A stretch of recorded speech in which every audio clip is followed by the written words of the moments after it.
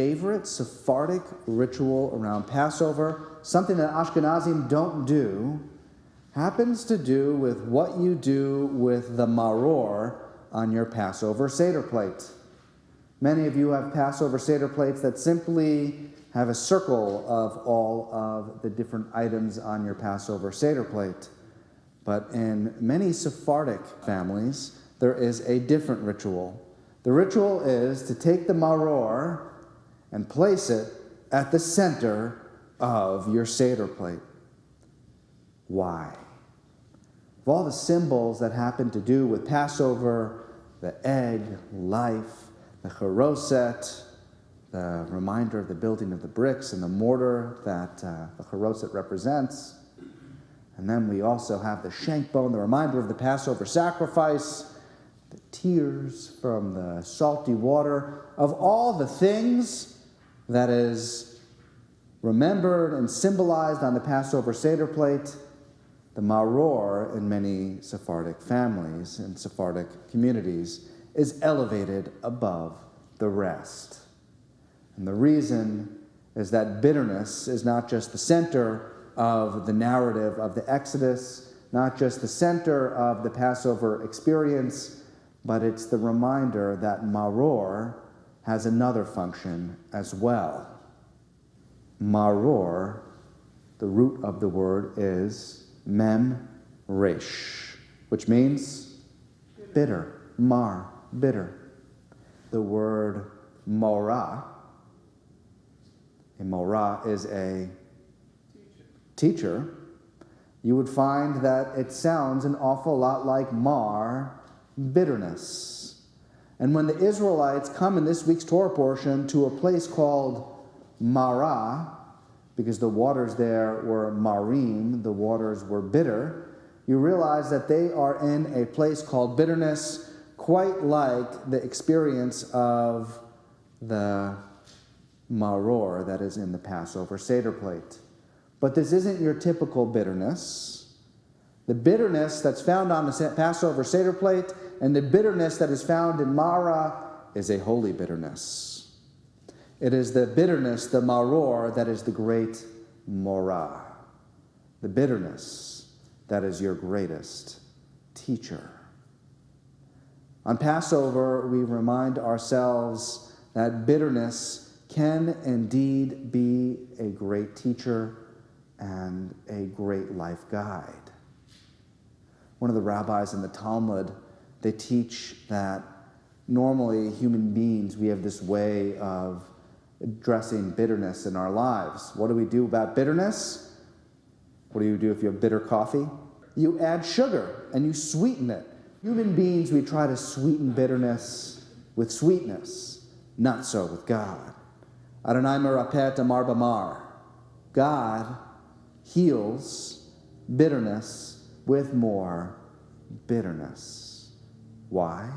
Because bitterness, mar, is your greatest morah, is your greatest teacher. And the Israelites find that out at a place called Marah. They get to Marah. The waters are bitter.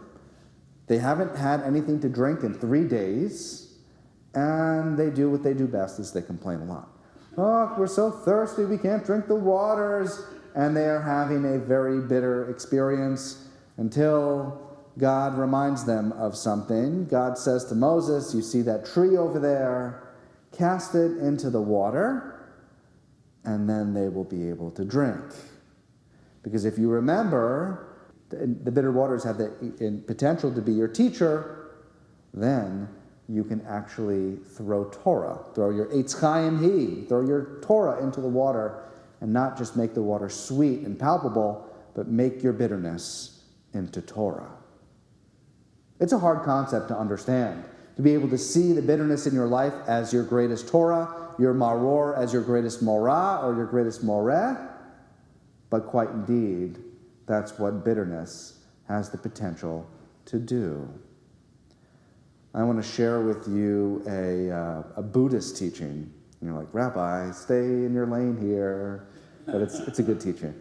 There is a Buddhist psychologist, her name is Tara Brach, And she tells this Buddhist story of how Buddha would invite to tea a Buddhist god who happened to be named Mara. And Mara, in the Buddhist tradition, same name as the place where we are in our Torah portion, Mara represents some dark forces, evil, death, and then personified all of the other negative things, gloom, and of course, bitterness as well. And Tara Brach tells the story of how Buddha would invite Mara in for a cup of tea. The idea being, don't shun away bitterness, welcome bitterness, have a conversation with it, and let it be your teacher. I love this idea because it helps us deal with things in our life that are difficult and reframe them in a positive way. In fact, it's quite central to the teachings of another famous author who many of you have read named Viktor Frankl and this whole idea of logotherapy. When Viktor Frankl was in Auschwitz, he had this idea of suffering needing to take on meaning. Because if your suffering is simply suffering, you're never going to make it out. And he said, if the goal, your number one goal, is to be free and get rid of all of the suffering, chances are you're not going to make it out of Auschwitz. But if you say that your suffering is going to give you purpose in life and you're going to help transform it into a healthy understanding of yourself and your life's purpose, then your suffering becomes transformed into a survival mechanism. Again, maror can be your greatest maror. And let me go out of my lane once again and bring up another teacher. This one you might know is a Sufi poet named Rumi.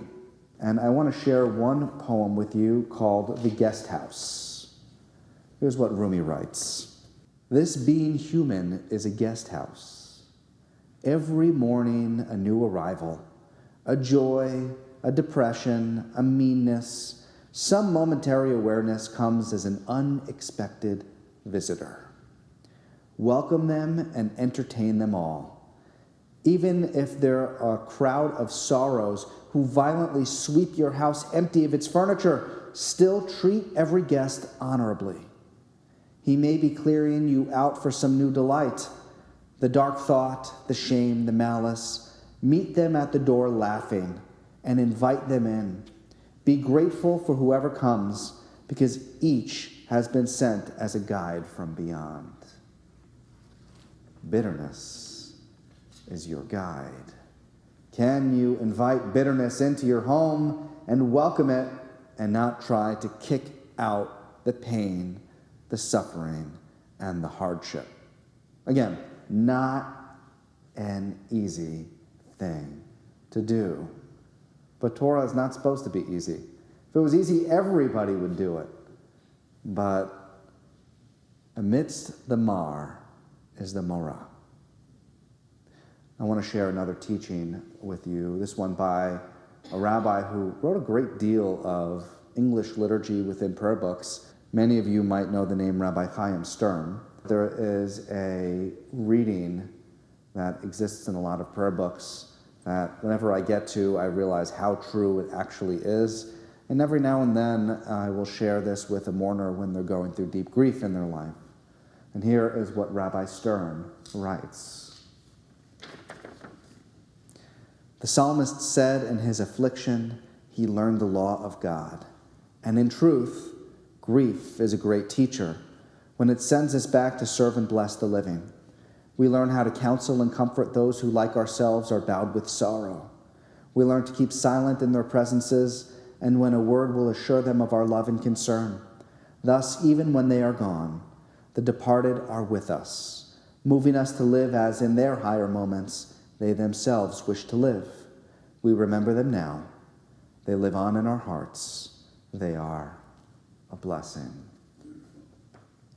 For those of you who are in grief, can you let grief be your Torah to teach you how to guide others who are going through the same thing after you've healed yourself? Those of you who are in mar, those of you who are in bitterness, I'm not saying that, just figure out how to make it easy and how to find perspective. That is not where you need to be right now. It often takes a step back and time to go on for you to realize how your bitterness was a great teacher. It's not simply, I'm feeling bitter right now, it's okay, it's a great teacher. You need to step back and you need that perspective. And I don't expect you to try to immediately transform your bitterness or your hardships. That will take time. Look at your life. Find the bitterness or the bitter moments, or even the things that cause you a little bit of grief, a little bit of suffering, a little bit of hardship, and try to imagine how you can see those particular things as your greatest teacher. Figure out what you learned from your bitterness and transform it into a blessing.